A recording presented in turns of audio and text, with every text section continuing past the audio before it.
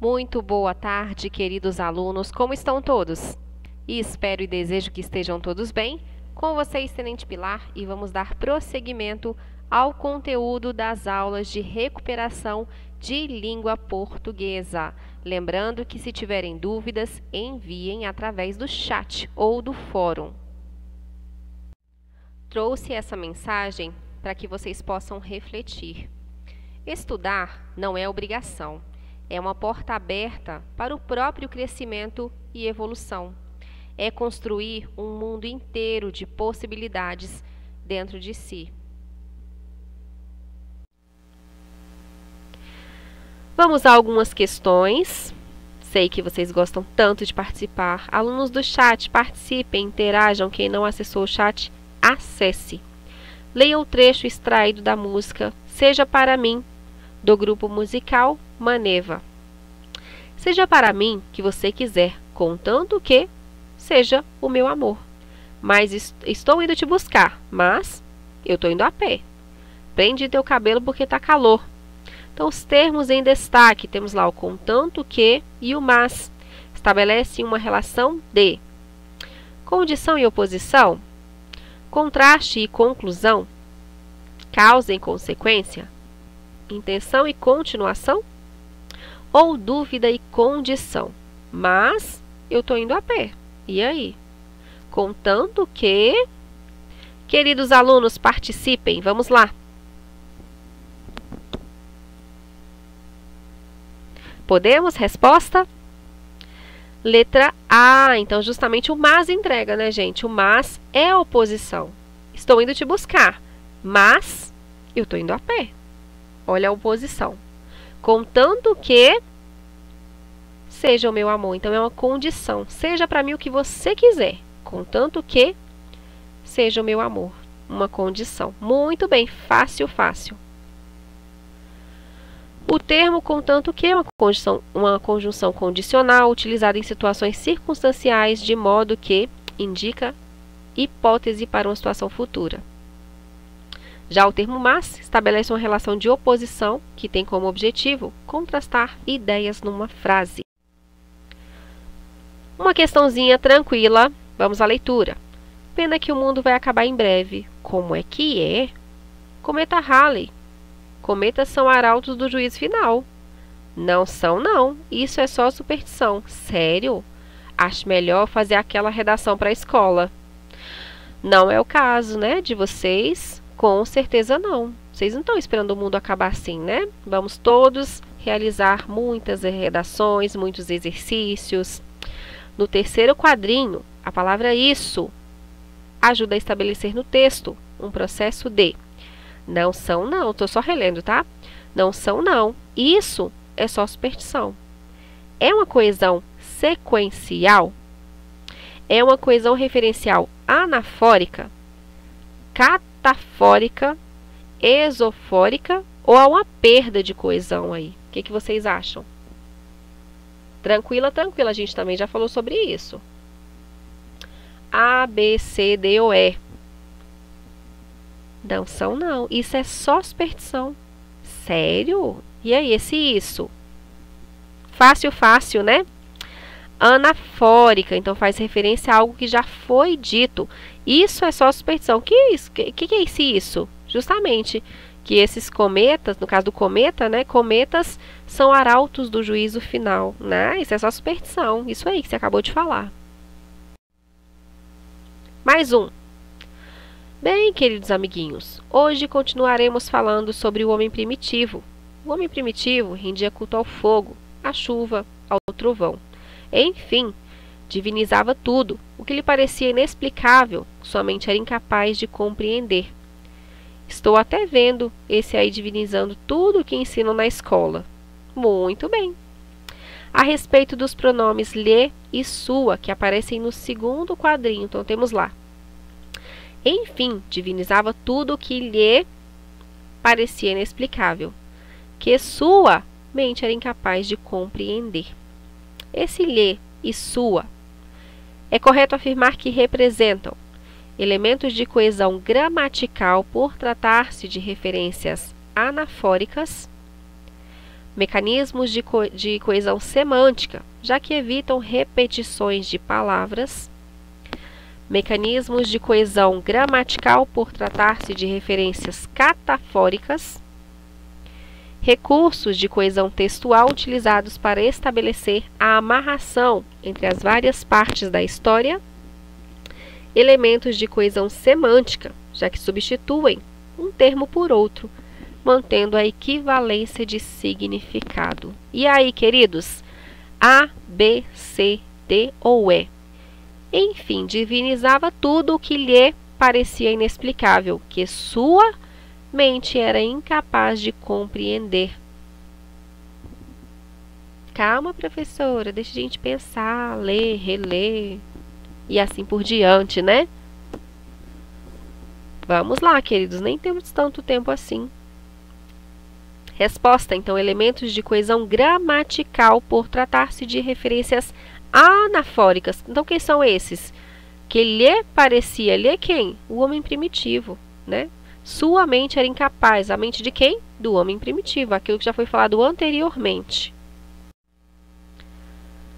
Paris, filho do rei de Troia, raptou Helena, mulher de um rei grego. Isso provocou um sangrento conflito de 10 anos entre os séculos 13 e 12 a.C. Foi o primeiro choque entre o Ocidente e o Oriente, mas os gregos conseguiram enganar os troianos.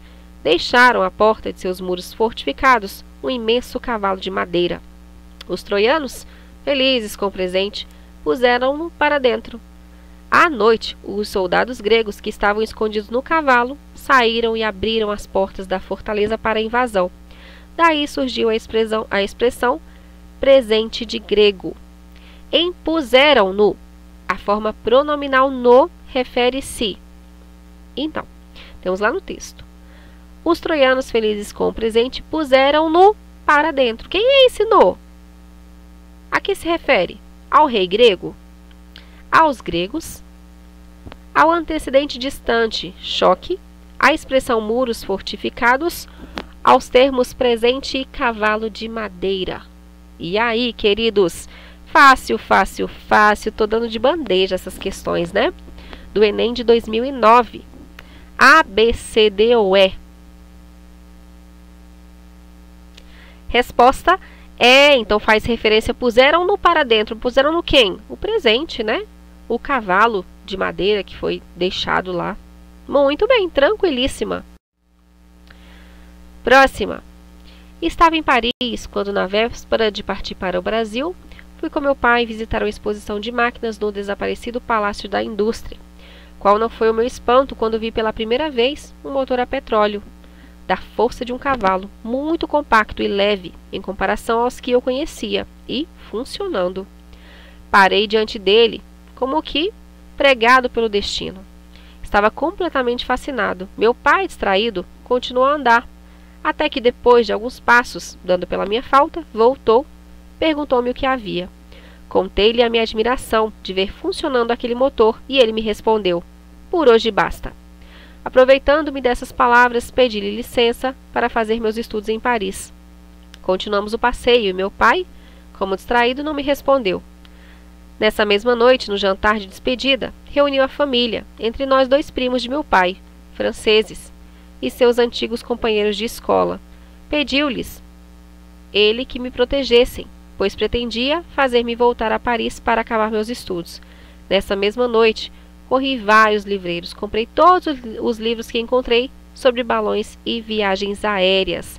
Trecho extraído da obra O que Vi, o que Nós Veremos, de Santos Dumont. Analise os verbos pediu e protegessem, presentes em pediu-lhes ele que me protegessem. Assinale a alternativa correta. O termo lhes, após o verbo pedir, corresponde no texto ao pai de Santos Dumont? Pediu-lhes. O sujeito da ação do verbo protegessem é Santos Dumont e seu pai, agora já falecido. C. O sujeito da ação do verbo pediu é ele, correspondendo no contexto ao pai de Santos Dumont. D. O objeto indireto, correspondente ao verbo protegessem, é o termo me, ou seja, os primos do pai de Santos Dumont. E o objeto indireto correspondente ao verbo pediu é que me protegessem, correspondente no texto ao pai de Santos Dumont. E aí, queridos? Falei que a aula finalizaria um pouco mais cedo, mas parece que vamos até os 30, né? Vamos seguindo aí. O que vocês acham? A, B, C, D ou E? Pediu-lhes ele que me protegessem. E aí? Resposta: o sujeito da ação do verbo pediu é ele. Quem pediu? Ele, né? Justamente o pai de Santos Dumont. Excelente, muito bem, tranquilíssima. Enem 2001. No trecho abaixo, o narrador, ao descrever a personagem, critica sutilmente um outro estilo da época, o romantismo. Naquele tempo, contava apenas uns 15 ou 16 anos. Era talvez a mais atrevida criatura da nossa raça e, com certeza, a mais voluntariosa. Não digo que já lhe coubesse a primazia da beleza entre as mocinhas do tempo, porque isso não é romance, em que o autor sobredoura a realidade e fecha os olhos a sardas e espinhas. Mas também não digo que lhe maculasse o rosto nenhuma sarda ou espinha, não. Era bonita, fresca, saía das mãos da natureza, cheia daquele feitiço precário e eterno, que o indivíduo passa a outro indivíduo para os fins secretos da criação. Memórias Póstumas de Brás Cubas, Machado de Assis. A frase do texto em que se percebe a crítica do narrador ao romantismo está transcrita na alternativa. A. O autor sobredoura a realidade e fecha os olhos às sardas e espinhas. B. Era talvez a mais atrevida criatura da nossa raça. C. Era bonita, fresca, saía das mãos da natureza, cheia daquele feitiço precário e eterno. D. Naquele tempo, contava apenas uns 15 ou 16 anos. E o indivíduo passa a outro indivíduo para os fins secretos da criação. E aí, queridos, participando pelo chat, fácil a primeira questão. A, B, C, D ou E. 5 segundinhos acho que é suficiente. Em que trecho temos uma crítica ao romantismo? Resposta: letra A. O autor sobredoura a realidade e fecha os olhos às sardas e espinhas. Por quê? Era uma situação de idealismo. Tudo era muito perfeito. Eu tinha apenas as qualidades exaltadas e não os defeitos. Alternativa A. Machado faz uma sutil crítica aos românticos, que idealizavam a mulher, tornando uma espécie de musa inatingível. Capitu era real, e assim como as mocinhas de sua idade, possuía sardas e espinhas, mas nem por isso deixava de ser bela. Próxima. Sobre o realismo, assinale a alternativa incorreta. O realismo surgiu na Europa como reação ao naturalismo. B. O realismo e o naturalismo têm as mesmas bases, embora sejam movimentos diferentes. O realismo surgiu como consequência do cientificismo do século XIX. Gustave Flaubert foi um dos precursores do realismo. Escreveu Madame Bovary. E Émile Zola escreveu romances de tese e influenciou escritores brasileiros. Sobre o realismo, assinale a alternativa incorreta. A, B, C, D ou E, queridíssimos? Vamos lá. E vamos à resposta, com certeza, os alunos do chat, todos os meus alunos, que devem ser muitos, já devem estar participando. Resposta A. O realismo surgiu na Europa como reação ao naturalismo. Então, essa é a incorreta. Por quê? O realismo, assim como o naturalismo, surgiu em resposta ao romantismo, substituindo a visão subjetiva da realidade, proposta pelos escritores românticos, pela visão que procurava ser objetiva, fiel e sem distorções. Em vez de fugir à realidade, os realistas procuravam apontar suas falhas, como forma de estimular a mudança das instituições e dos comportamentos humanos. Saem os heróis, de comportamento irrepreensível entram as pessoas comuns, dotadas de defeitos e limitações. Sobre a literatura realista, é incorreto afirmar: A. Teve início na Europa com a publicação do romance Madame Bovary, de Gustave Flaubert, e do romance naturalista Thérèse Raquin, de Émile Zola. B. Em comum, realismo e naturalismo apresentam os seguintes aspectos: combate ao romantismo, o resgate do objetivismo na literatura e o gosto pelas descrições. C. Entre as principais características do realismo estão personagens planas, de pensamentos e ações previsíveis, individualismo, subjetivismo e linguagem culta, permeada por metáforas. E D. Entre as principais características do realismo estão personagens trabalhadas psicologicamente, universalismo, objetivismo, linguagem culta e direta. Fácil, fácil. Qual é a incorreta? Não quero a correta. Corretas temos 3. Qual é a incorreta? Tá bem tranquilinha, gente. Não tem nem como vocês marcarem a errada. Vamos à resposta? Temos tantas questões ainda. C. Então, entre as principais características do realismo estão personagens planas, de pensamentos e ações previsíveis, individualismo, subjetivismo, linguagem culta permeada por metáforas. Então, essa é a incorreta. Não tem como ser outra, né? Assinale a alternativa que contém a afirmação correta sobre o naturalismo no Brasil. Se atentem ao enunciado. Muitas questões pedem a incorreta, outras pedem a correta. Nesta, temos a correta. A, B, C, D ou E. A. O naturalismo, por seus princípios científicos, considerava as narrativas literárias exemplos de demonstração de teses e ideias sobre a sociedade e o homem. B. O naturalismo usou elementos da natureza selvagem do Brasil, do século XIX, para defender teses sobre os defeitos da cultura primitiva. C.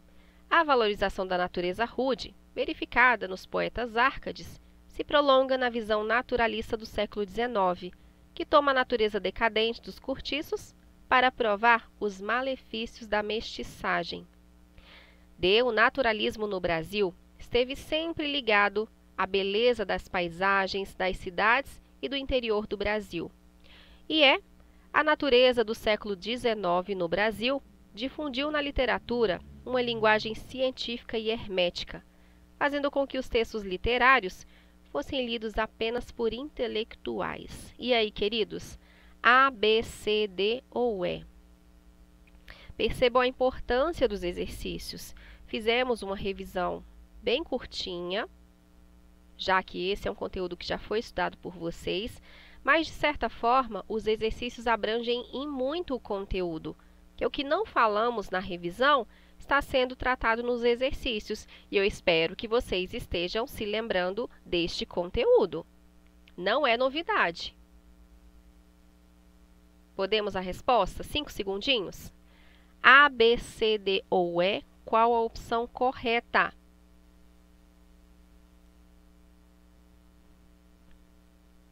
Vamos à resposta. Resposta, então, a letra A. Por quê? Apoiado nas ideias do evolucionismo, cientificismo e positivismo, o naturalismo no Brasil retrata de forma objetiva a sociedade da época. Os temas mais explorados eram, sobretudo, os problemas sociais e humanos. Por meio de descrições minuciosas, os autores desse período utilizam uma linguagem simples, objetiva e coloquial, com foco na representação fiel da realidade. Mackenzie. Assinale a alternativa incorreta sobre a prosa naturalista. A. As personagens expressam a dependência do homem às leis naturais. B. O estilo caracteriza-se por um descritivismo intenso, capaz de refletir a visualização pictórica dos ambientes. C. Os tipos são muito bem delimitados, física e moralmente, compondo verdadeiras representações caricaturais. D. Tem como objetivo maior aprofundar a dimensão psicológica das personagens. E E. Comportamento das personagens e sua movimentação no espaço determinam-lhe a condição narrativa. A, B, C, D ou E, não vamos perder tempo, temos muitas outras. Vamos à resposta.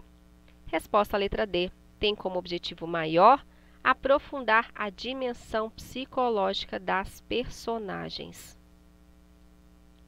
Então, as personagens que fazem parte da prosa naturalista são descritas como produtos do meio biológico e social, onde o comportamento humano é diretamente influenciado pelo meio em que vive. Por isso, o naturalismo é diferente do realismo, uma vez que, no movimento realista, as obras apresentavam a dimensão psicológica de seus personagens. Próxima. Os personagens realistas naturalistas têm seus destinos marcados pelo determinismo. Identifica-se esse determinismo A. Pela preocupação dos autores em criar personagens perfeitos, sem defeitos físicos ou morais? Já falamos sobre isso. B. Pelas forças atávicas e ou sociais que condicionam a conduta dessas criaturas. C. Por ser fruto, especificamente, da imaginação e da fantasia dos autores. D.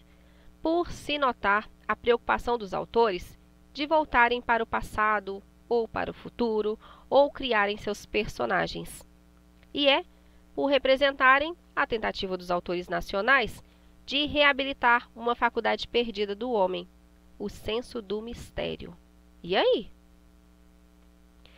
Aqui faz referência a esse determinismo.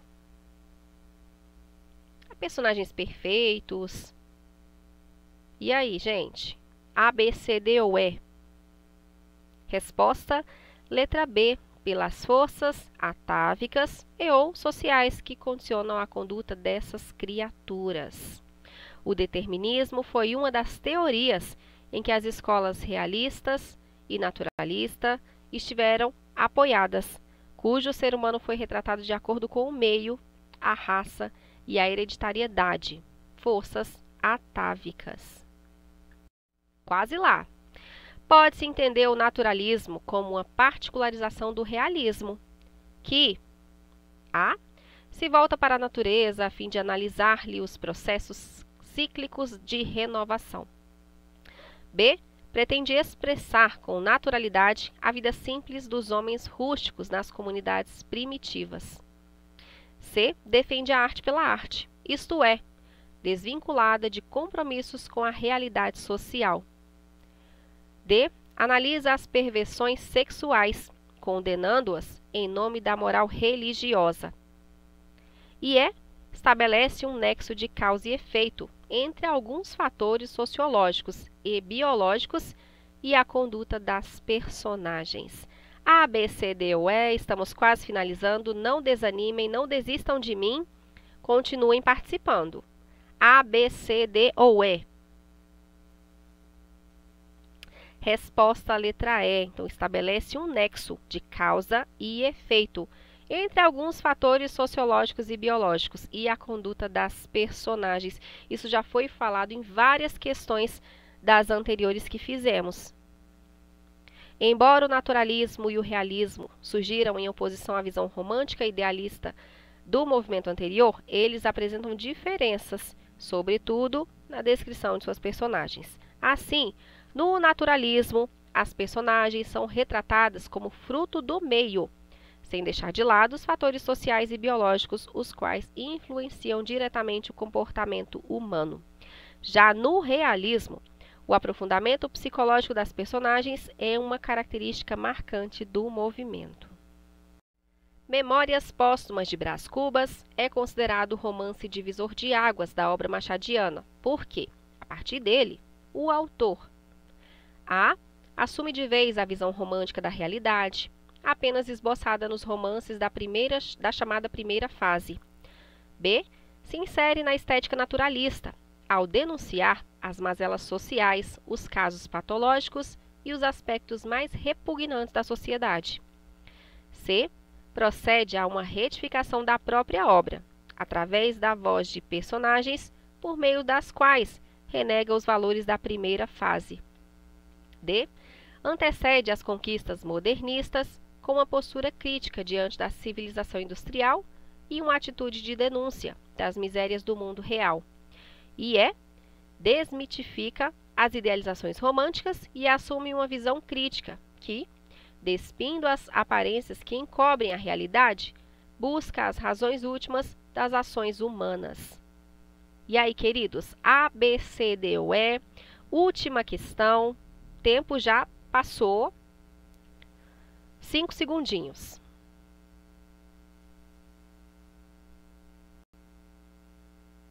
Já?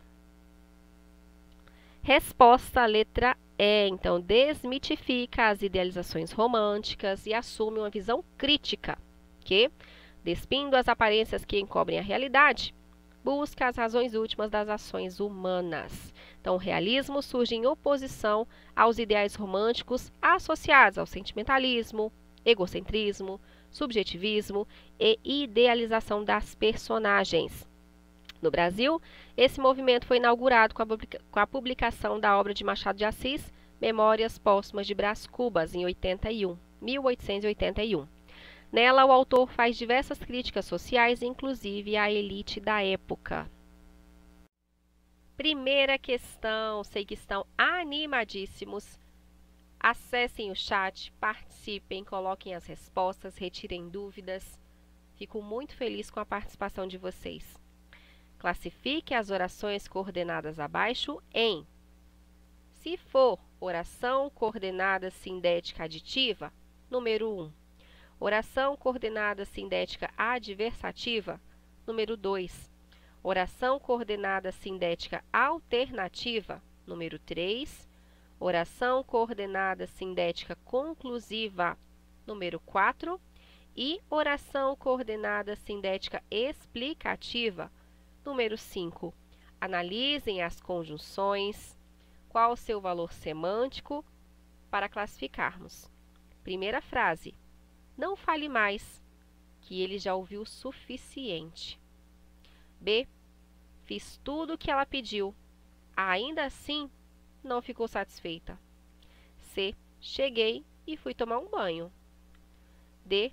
Ora cumprimenta, ora não cumprimenta. E E. O diretor ainda não chegou, de modo que não podemos começar a reunião. E aí, classifiquem. Como vai ser a ordem de vocês?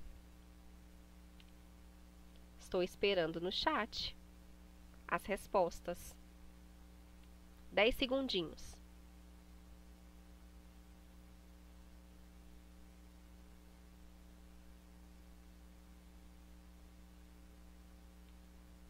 Acho que já foi, né? E vamos à resposta. Então, a primeira, oração coordenada sindética explicativa. A segunda, adversativa. A terceira, aditiva. A quarta, alternativa. E a quinta, conclusiva. Uma breve explicação. Então, temos a frase: não fale mais, que ele já ouviu o suficiente. Então, ela é explicativa porque exprime uma justificação para o pedido de não falar mais, porque a outra pessoa já ouviu o suficiente. A B é adversativa porque exprime uma adversidade ou oposição. Ou seja, mesmo fazendo tudo o que alguém pediu, essa pessoa não ficou satisfeita. C, aditiva, porque expressa a ideia de soma, ou seja, as coisas que fiz. Cheguei e tomei banho. D, alternativa, porque exprime fatos que se alternam. Cumprimentar, não cumprimentar. E E, conclusiva, porque conclui que na ausência do diretor, a reunião não pode começar. Espero que não tenham ficado com dúvidas. Qualquer, me enviem no chat. Questão de número 3. Questões tranquilíssimas, não é mesmo? Primeira frase. Gosta de praia, mas também de montanha. Segunda frase. Tem fome, mas não come direito. Das orações acima, as conjunções destacadas transmitem a ideia de. Então, nós temos o mas na primeira frase e o mas na segunda frase. Qual o valor semântico desses termos destacados? A A me diz que é adição e oposição. A B, adição, conclusão. C, explicação, oposição. D, explicação, conjunção. E E, alternância e oposição. Vamos ler de novo? Gosta de praia, mas também de montanha. E aí? Tem fome, mas não come direito.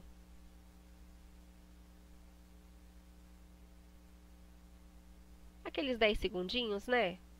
Não vamos acelerar tanto. Participem. Já podemos, né? Resposta, letra A, adição. Gosta de praia e também de montanha. Mas também de montanha, então gosta de ambos. Adição. Tem fome, mas não come direito. Então, apesar de ter fome, não come direito. Uma relação de oposição. Então, percebam, não fixem. Ah, professora, mas o mas sempre tem a ideia de oposição.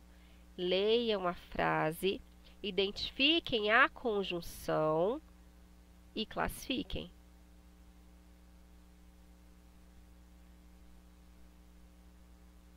Então, a alternativa correta é a A. Embora a conjunção mas esteja sendo utilizada nas duas orações, ela transmite ideias diferentes. Na primeira, o mais é utilizado para indicar a soma, a adição. Já na segunda, a conjunção transmite a ideia de oposição. A pessoa tem fome e, mesmo assim, não está comendo direito. Espero que tenha ficado claro. Não se apeguem a determinada conjunção e aquela definição. Ah, professora, mas está escrito que o mas é de oposição. Analisem o contexto. Isso é muito importante. Tudo é muito variável. E vamos finalizar a nossa aula classificando as orações subordinadas abaixo. Já temos a classificação em vermelho, mas vamos à leitura. Letra A. O médico, especializado em oftalmologia, diagnosticou a doença. Então, em negrito, nós temos uma oração subordinada adjetiva explicativa, lembrando da necessidade da vírgula. B. Já que estou de carro, posso lhe dar uma carona. Percebem que essa parte em negrito faz referência a um advérbio? Tem valor adverbial? Neste caso, nós temos uma oração subordinada adverbial causal. C. Ela me convenceu disto. Convenceu de algo, né? Percebam a utilização da preposição. Neste caso, uma oração subordinada substantiva objetiva indireta. D. Tenho medo disso. Tenho medo de que você não volte. Oração subordinada substantiva completiva nominal. Quem tem medo de algo. Tem que completar esse nome medo. Não adianta chegar para você e falar, eu tenho medo. Tá, tem medo de quê? Então, eu estou completando um nome, neste caso, completiva nominal. É um filme que emociona. Então, oração subordinada adjetiva restritiva. Muito bem, queridos. Queridos, finalizamos por aqui. Sei que farão revisão, então bons estudos. Aproveitem a semana. Até a próxima aula. Tenham uma excelente semana. Fiquem todos com Deus e até a próxima aula. Não deixem de revisar, não deixem de questionar, retirem suas dúvidas. Eu estou à disposição sempre. Até logo, meus queridos. Fiquem com Deus.